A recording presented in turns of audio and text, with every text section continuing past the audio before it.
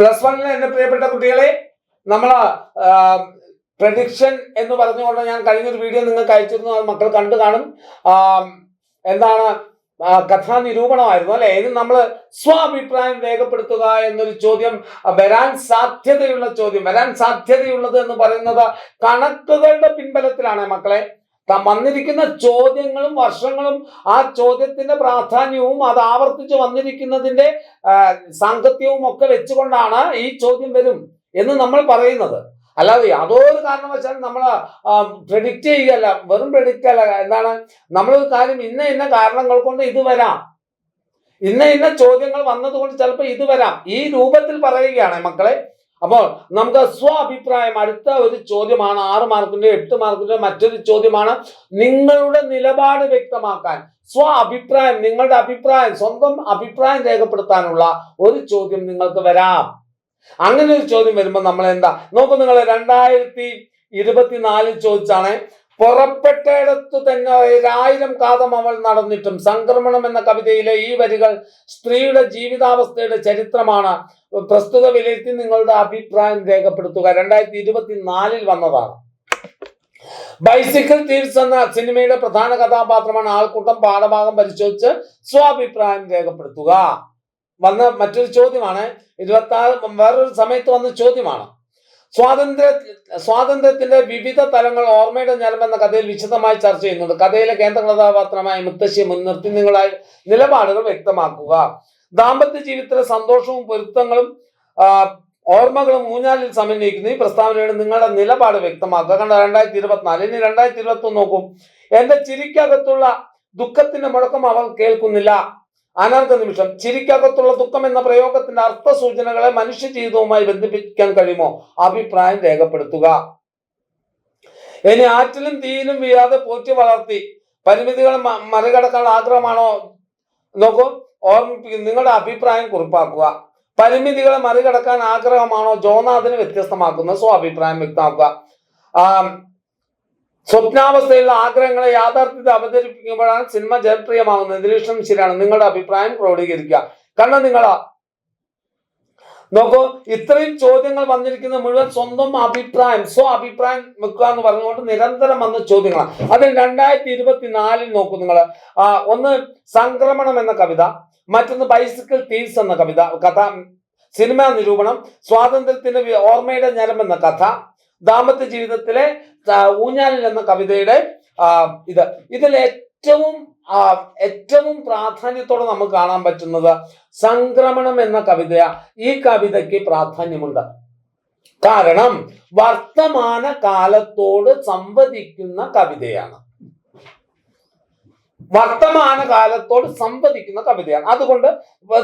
അതുപോലെ തന്നെ സ്വാഭിപ്രായം ചോദിക്കാൻ മറ്റൊരു സാധ്യതയുള്ളതാണ് 21ാമത്തെ ചോദ്യം, ബൈസിക്കിൾ തീവ്സ് എന്ന് പറയുന്നത്.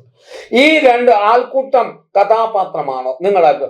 ഈ 2 ചോദ്യത്തിന് നിങ്ങൾ വെരി ഇമ്പോർട്ടന്റ്. അതോടൊപ്പം തന്നെ സ്വാതന്ത്ര്യത്തിന്റെ മൂല്യങ്ങൾ, മുത്തശ്ശി എന്ന് മുൻനിർത്തി കഥാപാത്ര നിരൂപണമാണ്. ഇതിൽ നിന്നും വരാൻ സാധ്യതയുള്ളത് കഥാപാത്ര നിരൂപണമാണ്. പിന്നെ ദാമ്പത്യത്തിലെ ജീവിതം ഊഞ്ഞാലിൽ എന്ന കവിതയിൽ ഉണ്ടോ നിങ്ങളുടെ അഭിപ്രായം? അത് സാധ്യതയുണ്ട്. പക്ഷെ ഞാൻ ഈ നിൽക്കുന്ന 1, 2, 3 ഈ ക്രമത്തിൽ നിങ്ങളൊന്ന് പ്രാധാന്യം കൊടുത്താൽ മതി. പിന്നെ എന്റെ ചിരിക്കകത്തുള്ള ദുഃഖം, അതിൽ നിന്നും സ്വന്തം അഭിപ്രായം എന്നതിനേക്കാൾ ഉപരി ബഷീറിന്റെ രചനാ രീതിയിലുള്ള വ്യത്യാസമാണ് ചോദിക്കാൻ സാധ്യതയുള്ളത്. പിന്നെ ആറ്റിലും തീയിലും വരാതെ പരിമിതി, ഇതിന്ന് ഏതെങ്കിലും വരികൾ തന്നിട്ട് ഭാഷാപരമായ പ്രത്യേകതയായിരിക്കും ചോദിക്കുക. പരിമിതികളും ജോനാഥനെ വ്യത്യസ്തനാക്കുന്ന സ്വാഭിപ്രായം.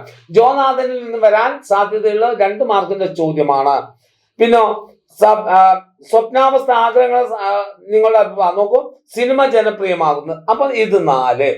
ഈ ക്രമത്തിൽ വേണം എന്റെ മക്കൾ. 1, 2, 3, 4 ഈ 4 ചോദ്യങ്ങൾക്ക് പ്രാധാന്യം കൊടുത്തുകൊണ്ട് പഠിച്ചാൽ ഇതിലേതെങ്കിലും ഒന്ന് സ്വാഭിപ്രായം ചോദിക്കാൻ സാധ്യതയുള്ളതാണ്. അതിനൊക്കെ സാധ്യതയ്ക്കുള്ള പ്രാധാന്യം കാരണം കൂടെ ഞാനിവിടെ പറയുന്നേ മക്കളെ. ഒന്ന് ആനുകാലിക വിഷയങ്ങളോട് സംവദിക്കുന്നതാണ് സംക്രമണം എന്ന കവിത. സമകാലിക ചിന്തകളുള്ളതാണ്. അപ്പൊ വർത്തമാനകാലത്തോട് സംസാരിക്കുന്ന ഒരു കവിത എന്ന നിലയിൽ അതിന് 1ാമത്തെ സ്ഥാനം സ്വാഭിപ്രായം എഴുതാൻ സാധ്യതയുള്ള ചോദ്യമാണ്. രണ്ട്, ബൈസിക്കിൾ തീവ്സ്. നമുക്കറിയാം ആൾക്കൂട്ടം ഒരു കഥാപാത്രമാണ്. നിങ്ങളുടെ അഭിപ്രായം ക്രോഡീകരിക്കാൻ ചോദിക്കാം. രണ്ടാമത് ഏറ്റവും സാധ്യതയുള്ളത് അതിനാണ്. പിന്നെ ഒന്ന് ദാമ്പത്യ ജീവിതത്തിലെ ഇത് മൂന്നാമത്. പിന്നെ നാലാമത് ഞാൻ പറഞ്ഞത് സ്വപ്നാവസ്ഥയിലുള്ള ആഗ്രഹങ്ങളെ യാഥാർത്ഥ്യ ബോധ്യത്തോടെ അവതരിപ്പിക്കുന്നത് കൊണ്ടാണ് ജനകീയ സിനിമകൾ വിജയിക്കുന്നത്. നിങ്ങളുടെ അഭിപ്രായം. സാധ്യതയുള്ള, പക്ഷെ ഏറ്റവും സാധ്യതയുള്ള സംക്രമത്തിന്. അങ്ങനെ ഈ എല്ലാം പഠിച്ചു പോകണം എൻ്റെ മക്കള്. ഈ 4 പഠിക്കാതെ പോകരുത്. അതല്ലെങ്കിൽ ഈ 4 പ്രാധാന്യം കൊടുത്തുകൊണ്ട് വേണം എൻ്റെ കുഞ്ഞുമക്കൾ എന്ത് ചെയ്യാൻ, അത് പഠിക്കാൻ. ഓക്കെ ആണോ മക്കളെ? അപ്പോൾ ഇത് എന്താണ് നോക്കും, നമ്മൾ ഓരോ വർഷവും വന്നിരിക്കുന്ന ക്വസ്റ്റ്യൻ പേപ്പറുകൾ വെച്ചുകൊണ്ടും അത് വന്നിരിക്കുന്നതിന്റെ ശൈലി അനുസരിച്ചുമാണ് നമ്മൾ ഈ പറഞ്ഞിരിക്കുന്നത്. സംക്രമണം എന്ന കവിത ഇമ്പോർട്ടന്റ് ആണെന്ന് പറയാൻ കാരണം, അതിൽ നിങ്ങളുടെ അഭിപ്രായം ചോദിക്കാൻ സാധ്യതയുണ്ടെന്ന് പറയാൻ കാരണം വർത്തമാന കാലത്തോട് സംസാരിക്കുന്നതായതുകൊണ്ടാണ്. പിന്നെ ബൈസിക്കിൾ തീവ്സ് പറയാൻ കാരണം ബൈസിക്കിൾ തീവ്സിന് ആൾക്കൂട്ടം ഒരു പ്രധാന കഥാപാത്രം തന്നെയാണ്. നിങ്ങൾക്കറിയാം, പല ഭാഗത്ത് ഞാൻ നമ്മൾ ക്ലാസ് എടുത്ത സമയത്ത് പറഞ്ഞതാ. അപ്പം ഈ ക്രമത്തിൽ നിങ്ങൾ എന്ത് ചെയ്യുക, ഈ 1 2 3 4 എന്ന് പറഞ്ഞിരിക്കുന്ന നമ്മൾ തന്നിരിക്കുന്ന ക്രമത്തിൽ നിങ്ങൾ നോക്കിയാൽ നിങ്ങൾക്ക് എന്ത് കിട്ടും മക്കളെ?